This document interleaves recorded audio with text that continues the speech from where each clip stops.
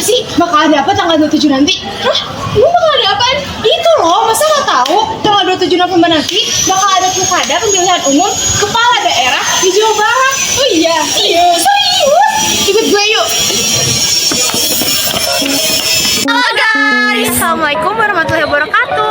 Kita dari kelompok 6. Nah, di sini kita akan membahas tentang pentingnya posisi strategis pemilih pemula dalam pilkada Jawa Barat.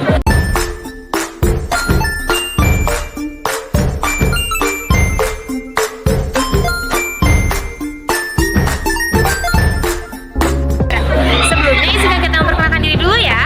Nama aku Nazara Nurul Khairunisa. Nama aku Agnia Lestari. Nama aku Siti Ajijah. Nama aku Zahra Hamidah. Kita dari SMKN 11 Bandung. Nah, apa sih pemilu itu?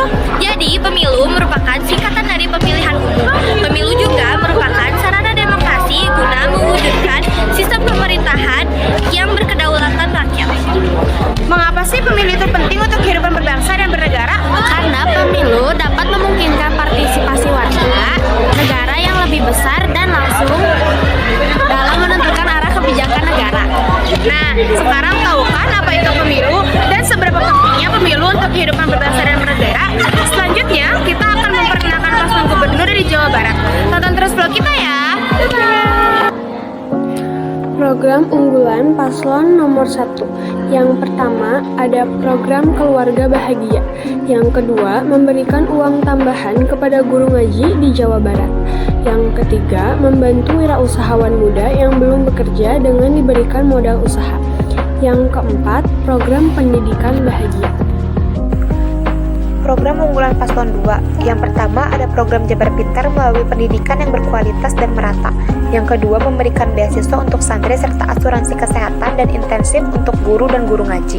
Yang ketiga ada program Jabar Sehat. Yang keempat ada program Jabar Berdikari untuk mendongkrak ekonomi rakyat. Dan yang terakhir ada program Jabar Responsif untuk menata kelola pemerintahan daerah yang inovatif, responsif, dan transparan. Program unggulan paslon 3. Pertama, perbaikan infrastruktur pendidikan, terutama pembangunan ruang kelas baru. Kedua, memperbaiki fasilitas pesantren. Yang ketiga, memberikan solusi agar memiliki kesempatan kerja yang lebih baik dengan upaya memperkuat hubungan antara dunia pendidikan dan industri, khususnya dalam meningkatkan kurikulum di SMA dan SMK. Lalu ada program kerja unggulan dari pasangan calon nomor urut 4, yaitu Deddy Mulyadi dan Irwan Setiawan. Yang pertama, infrastruktur jalan yang terintegritas. Yang kedua, mengintegritaskan ruang dan fasilitas kelas dari tingkat SD, SMP hingga SMA atau SMK. Yang ketiga, menciptakan iklim investasi berbasis kawasan yang terintegritas dengan sistem permukiman.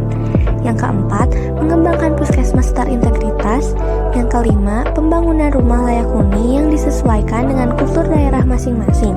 Dan yang terakhir, pengamanan yang terintegritas bekerja sama dengan TNI dan Polri dengan pendekatan teknologi. Halo guys, jadi hari ini tanggal 27. Nah, jadi sekarang kita bakal jalan ke TPS. Tapi sebelum itu yang bisa nyoblos hari ini cuma Zahra aja ya. Kita bertiga belum memenuhi syarat untuk mengikuti pencoblosan. Buat kalian yang belum memenuhi syarat, jangan sedih ya, karena hak suara kalian bisa digunakan pada 5 tahun mendatang. Yuk ikuti perjalanan kita ke TPS. Pemilih pemuda punya peran penting dalam pemilu karena suara mereka menentukan pemimpin dan arah negara. Lalu partisipasi tinggi menunjukkan kesadaran politik dan komitmen. Mereka bisa mendorong kebijakan yang bermanfaat bagi mereka. Suara mereka memperkuat sistem demokrasi. Intinya, pemilih pemuda punya kekuatan untuk membentuk masa depan Indonesia yang lebih baik. Adapun langkah-langkah memilih dalam pemilu. Yang pertama, menentukan TPS. Kita akan menerima surat pemberitahuan yang berisi lokasi TPS kita. Yang kedua, membawa EKTP.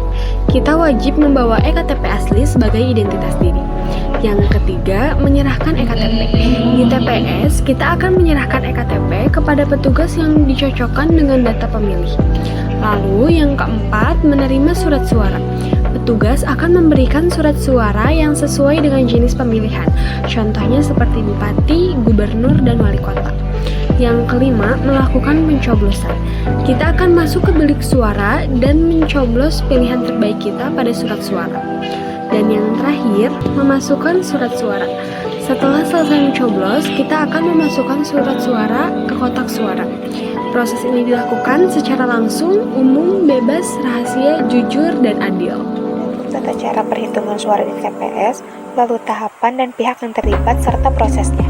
Pihak yang terlibat dalam perhitungan suara yaitu kelompok penyelenggara pemungutan suara atau KPPS. Mereka terdiri dari 7 orang, termasuk ketua KPPS, sekretaris KPPS, dan anggota KPPS. Lalu yang kedua ada saksi dari partai politik. Saksi bertugas mengawasi jalannya pemungutan dan perhitungan suara serta memastikan prosesnya berjalan adil dan transparan. Yang ketiga ada pengawas TPS. Pengawas TPS berasal dari Badan Pengawas Pemilu atau Bawaslu yang bertugas memastikan bahwa proses pemilu berjalan dengan sesuai aturan dan tidak terjadi kecurangan. Yang keempat, pemantau pemilu. Pemantau pemilu berasal dari organisasi masyarakat atau lembaga swadaya masyarakat yang bertugas mengawasi jalannya pemilu. Dan yang terakhir ada masyarakat atau pemilih. Mereka dapat mengajukan pertanyaan atau keberatan jika melihat ada kejanggalan dalam prosesnya. Berikut tahapan-tahapan perhitungan suara di TPS. Pertama, pembukaan kotak suara. Kedua, pengeluaran surat suara. Ketiga, perhitungan jumlah surat suara. Keempat, pencocokan jumlah surat suara. Kelima, pemeriksaan surat suara. Keenam, perhitungan suara sah.